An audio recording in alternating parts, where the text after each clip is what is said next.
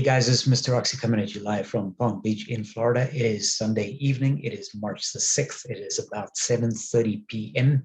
And I want to take a few minutes and kind of walk you through some of the dividend stocks that I have in my portfolio and talk a little bit about why I have them in the first place. And then we can see if we can actually make some head or tails as to whether these are stocks that you want to have positions in or not. I am long on all 5 of these, so they're going to be in the same sequence. I'm just going to compare them briefly for you. The first one to the left is Petrobras, the Brazilian energy company. Then I have Sibanye Stillwater, which is a gold mine. I have Icahn Enterprises, which is now no longer an owner of Occidental Petroleum as of today, March the 6th. I have AllianceBernstein, which is a financial services company, and I have Energy Transfer, which is a pipeline or midstream. Now, if you look at these companies, first thing that you want to notice is a couple of them, because of where I am located and because I'm a U.S. tax person, Petrobras and Sibanye trade for me as ADRs. ADR means an American Depository Receipt, which means I can't buy the actual common. I'm actually buying sort of an IOU, or a little depository receipt slip, very frequently, which mirrors the common stock, but not always. The ADR may not have the same price as the common stock, perhaps traded on another index. Icahn, I think most of you are familiar with by now. AllianceBernstein is a financial services company. They are in investment management, and LP for both of these means it's a limited partnership. So both of them are very generous when it comes to dividends. So in fact, all 5 of these are very generous when it comes to dividends. And this is one of the reasons why the dividends are one of the reasons why I have all 5 of these long in one of my portfolios. I call these foundational stocks. I am not very sort of focused on the movement in the stock. So as the market is going up and down and doing its thing or whatever, I'm not too worried about that. Obviously, it's nice to get some stock appreciation, but really what I'm doing is I'm sucking away the dividends on an ongoing basis. Sibanye, for what it's worth, as the name implies, is a gold miner, but they also mine some rare earth elements. Now, when you invest in something like this, you got to be careful. So there are a couple of things that I can note for you here, and they may sound a little bit obscure, but they're interesting anyway. So if you want to get into PBR, which is Petrobras, do be cautious, because in October this year, they will have an election in Brazil. And the election basically is sort of a 2-party race for the most part, between the mostly right-wing conservative current president, who is Bolsonaro, and the left-wing, much more liberal opponent, whose name is Luna. His name is much longer than that, but he goes by the name Luna. And the reason why you need to be aware of that and sort of pay attention to this is because this is one of those macro events that can impact your position quite significantly. Because what happens is, if Bolsonaro wins re-election, it's probably just like business as usual, for the most part anyway. If Luna wins the election, we don't know, right? So he might say, I'm going to nationalize all the assets because they belong to the Brazilian people. I'm going to impose extra taxes, or I'm going to restrict him from paying a high dividend because the dividends should be shared with the people rather than the investors, et cetera, et cetera. And so because we don't know, we need to be focused and pay attention. Sibanye has different types of issues, because Sibanye is headquartered in South Africa, which is just a buffet, with no reference to Warren Buffett, of political turmoil. And from time to time, we don't know exactly where the South African government is taking people on a day-to-day basis. And the other 2 that you might want to pay a little bit of attention to is Icahn and AllianceBernstein. Those 2 are sort of a hedge, one against the other, for a very obscure reason. Icahn is short on CMBX6, which is commercial mortgage-backed paper, category 6 or section 6. And AllianceBernstein is long. In other words, these 2 guys are short and long on one particular asset. And CMBX6, as I said, is commercial mortgage-backed paper, and it's mostly strip plazas, commercial buildings, and things like that. So if you're short on it, you think that the entire commercial market is going to collapse. And if you're long on it, you think, there's light at the end of the tunnel, obviously, as we come out of the coronavirus pandemic. So these guys are actually on 2 opposite sides of one trade. So that's just a little bit of background. And then I'm going to speed it up here a little bit, because otherwise I'm going to take too much of your time. So let's go into these and take a look sort of at how they rank and rate up against one another. For the technical guys, the 20-day stochastic score. Now, just sort of by way of memory or reminding you, if it's 80 or above, then it is probably overbought. And if it's 20 or below, it's probably oversold. So this indicates to you that it looks as if Sibanye and Energy Transfer might have enjoyed some good buying recently, much less so for Icahn and Petrobras. But we can see that AllianceBernstein is getting very, very close to being oversold. So it has taken a hit over the last few months or so. AllianceBernstein last year was one of my best performing stocks. And in addition to that, it pays a healthy dividend. So my AllianceBernstein position is very, very healthy despite the pullback. The weighted alpha measures the stock's volatility against its benchmark, its own benchmark of sort of peer-reviewed or related companies.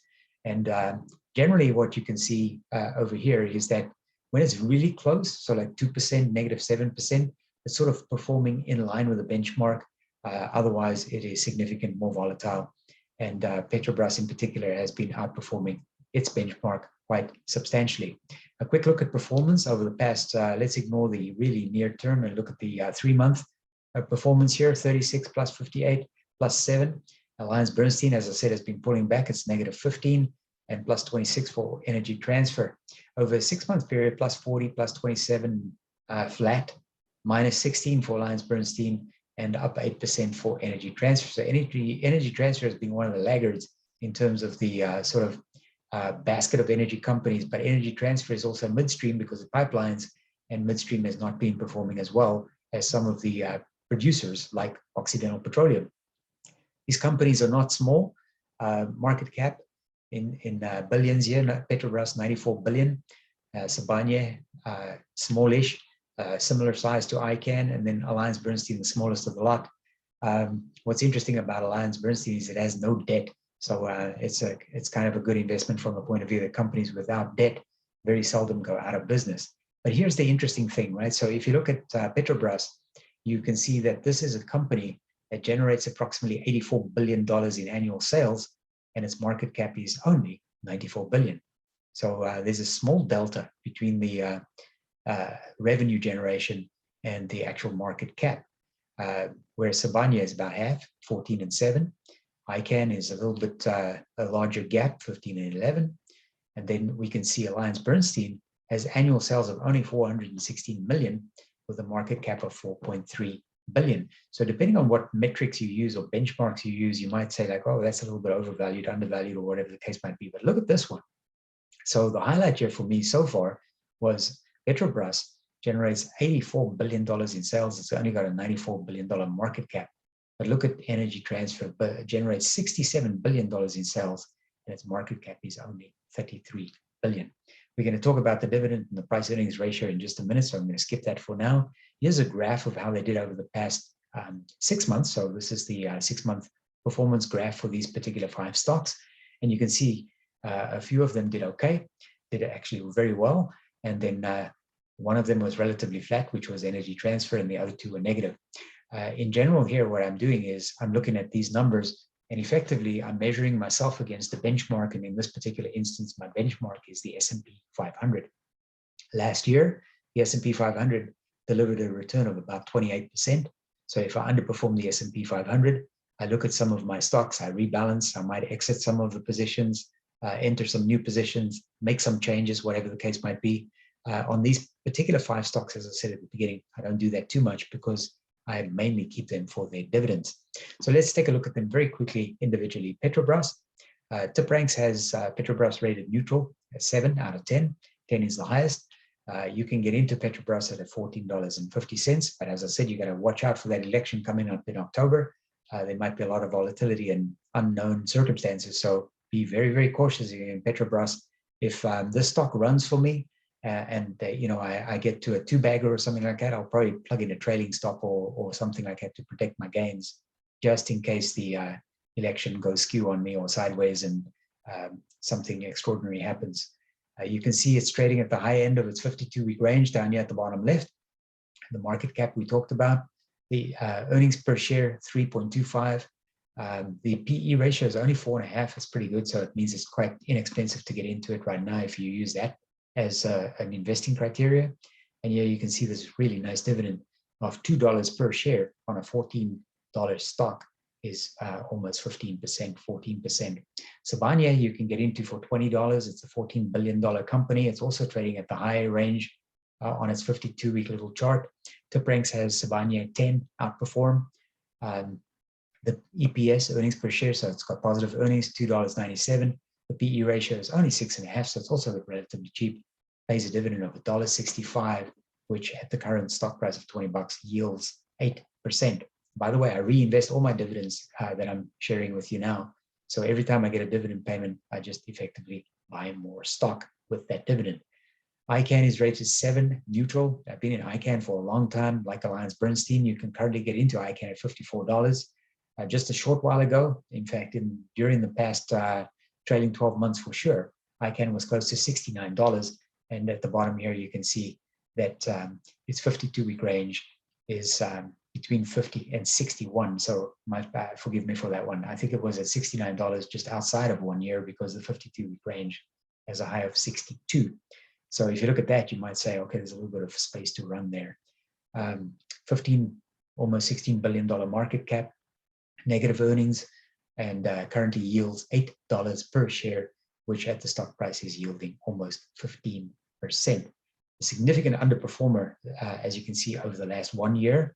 The blue line, light blue line over here is the Dow, and the purple line is the S&P 500 and Icahn lagging badly at the bottom there. AllianceBernstein, currently you can buy AllianceBernstein for $43.22. TipRanks has it 7, it's a neutral, $4 billion market cap, also trading towards the low end of its range. This one has positive earnings too, 3.88.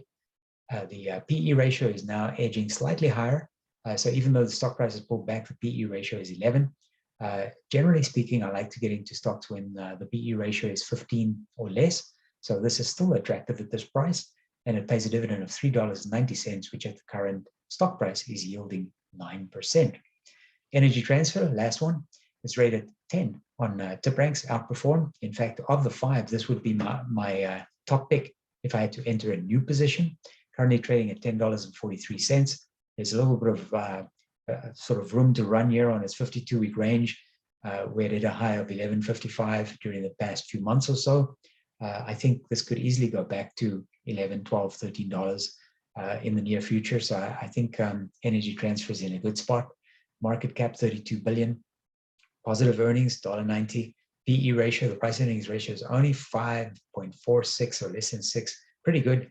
Pays a dividend of 70 cents per share, which is currently yielding almost 7%. So even though it significantly outperformed the S&P 500 and the Dow over a few months, it then pulled back sharply, only to bounce back and outperform the S&P 500 and the Dow again in the next sort of quarterly segment. A very quick snapshot here for you, because this is a real company. At the bottom of the screen here on the right-hand side, you can see that this particular account, which by the way is one of the accounts that I manage for my charitable foundation.